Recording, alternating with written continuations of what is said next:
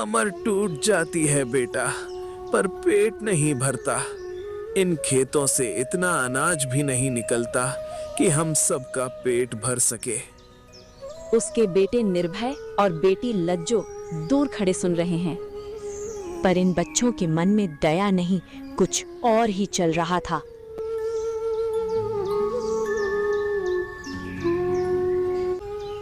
दीदी, ये बूढ़ा आदमी तो अब एक पैसा भी नहीं कमा पाएगा। अगर ये खेत मेरे नाम हो जाए तो मैं अमीर बन जाऊंगा।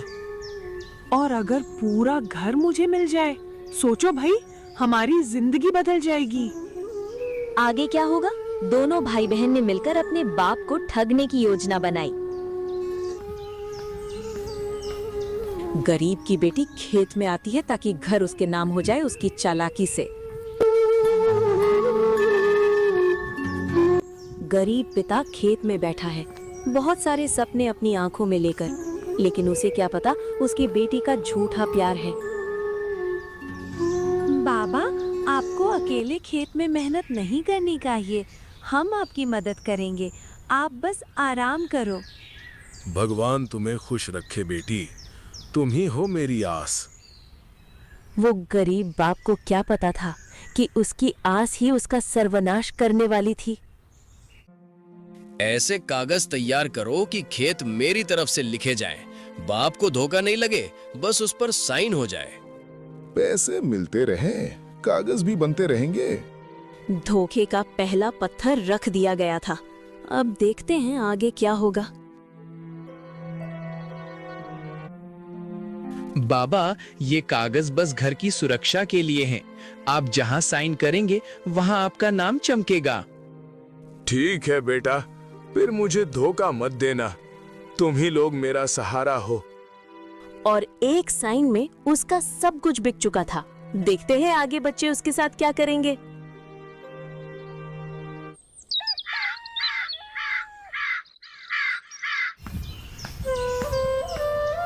हरिहर सुबह उठकर अपने खेत की ओर जाता है। वो जानता नहीं खेत पर कोई इंतजार कर रहा है उसका।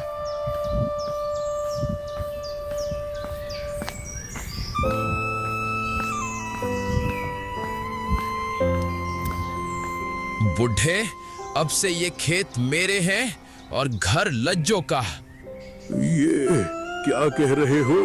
ये मेरा खून, ये धोखा देगा? हरिहर का संसार एक पल में टूट चुका था। अब देखते हैं हरिहर क्या करता है। बाबा, आप बोझ बन चुके हो, अब ये घर हमारा है, आप कहीं और चले जाओ। मैंने तुम्हें जन्म दिया, पाला, यही सिला मिला, बहुत अच्छे बेटा। वे उसे घर से बाहर धकेल देते हैं। दुनिया में अब उसका कोई भी नहीं था। अब ये बुजुर्ग कैसे जिएगा, आगे देखते हैं।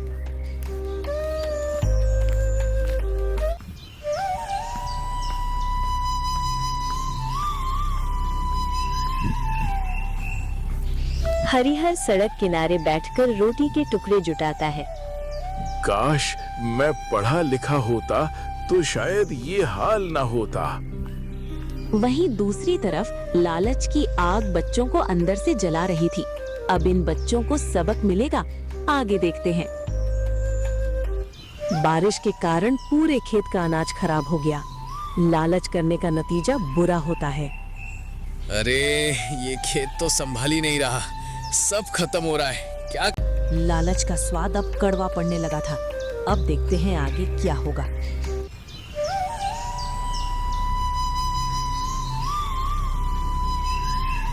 निर्भय, हमारे पैसे दो। पैसे नहीं देने थे तो लिए क्यों तुमने? जैसे अपने पिता को धोखा दिया, हम लोग को भी धोखा देना चाहते हो क्या? मेरे पास कुछ नहीं है, फसल खराब हो गई है, तुम लोग का कर्जा कहाँ से दूंगा? कर्जदार उसे आखिरी बार चेतावनी देकर चले जाते हैं। निर्भय का घमंड टूट चुका था।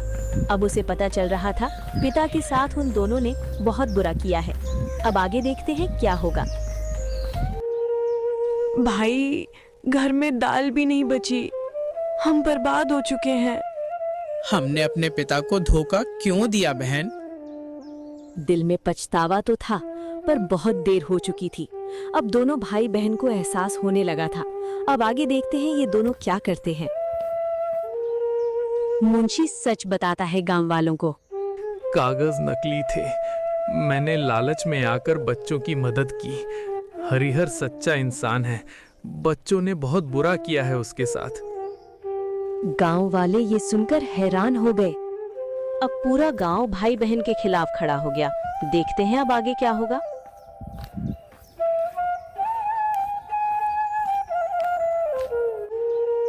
दीदी, बाबा कहाँ होंगे?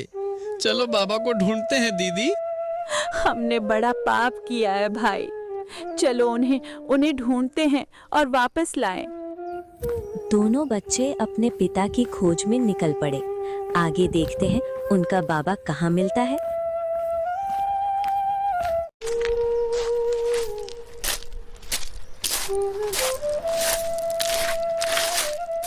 सड़क किनारे हरिहर ठंड में कांप रहा है। बाबा, हमें माफ कर दो, हमसे बड़ी गलती हुई है। बाबा, हमें अपने साथ ले चलो। तुमने मेरा दिल तोड़ा है मेरे बच्चों, पर दिल तुम्हारा ही है। कोई बात नहीं, मैं तुम्हें माफ करता हूँ। हरिहर ने उन्हें माफ तो कर दिया, पर अभी भी बहुत कुछ बाकी है। आगे देखते हैं और क्या होगा। गांव वाले जमा होते हैं। हरिहर का खेत और घर वापस उसी के होंगे। बच्चों ने धोखा दिया है, कानून इन्हें दंड देगा। निर्भय और लज्जो सिर झुका लेते हैं। बच्चों पर अब बाप का नहीं, पूरे गांव का फैसला भारी था। अब पता चलेगा इन दोनों को। निर्भय खेत में मेहनत करता है, लज्जो घर संभालती है। अब ये दोनों सुधर चुके हैं। बाबा, अब मैं मेहनत करूंगा, लालच में नहीं पड़ूंगा। हम आपकी सेवा करेंगे बाबा। जिस घर में धोखा था, अब वहाँ प्यार लौट रहा था। आगे देखते हैं इस परिवार में और क्या होता है। पूरा परिवार एक साथ खाना खाता है। अब मैं बहुत खुश हूँ। अब ये घर सिर्फ दीवारों का नहीं, बल्कि दिलों का घर बन गया है। लालच तूफान ला सकता है, लेकिन पछतावा और प्यार उस तूफान को शांत कर सकता है। आप लोग अपना और अपने परिवार का ध्यान रखें। फिर मिलेंगे कुछ नई कहानी के साथ। धन्यवाद।